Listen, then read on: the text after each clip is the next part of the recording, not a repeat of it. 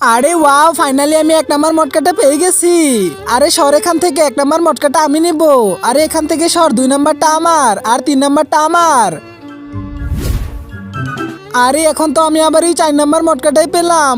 তো বন্ধুরা, এবার আমার মটকাটা ভেঙে দেখি আমার মটকার ভিতরে কি আছে। হ্যাঁ, এটা কি? আরে আমার মটকার ভিতরে তো শুধু 20 টাকার একটা নোট পড়ে আছে।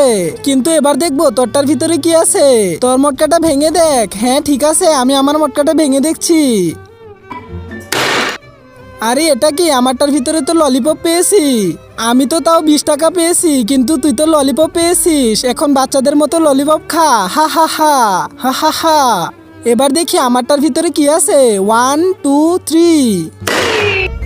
আরে এটা কি? আমারটার ভিতরে তো একটা বিস্কুট পড়ে আছে।